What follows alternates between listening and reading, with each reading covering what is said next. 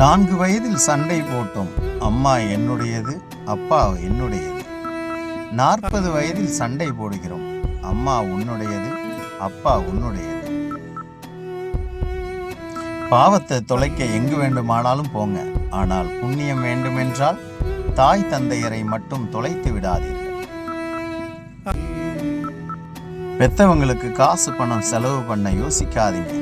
நாம எதுவுமே கொண்டு வராம பிறந்த போதும் நம்மை கொண்டாடியவர்கள் அவர்கள்.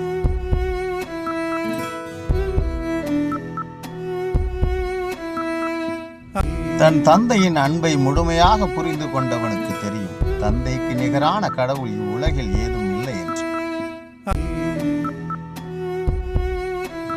அப்பா அழத் தெரிந்தவன் அல்ல, கண்ணீரை மறைத்து வைக்க தெரிந்தவன்.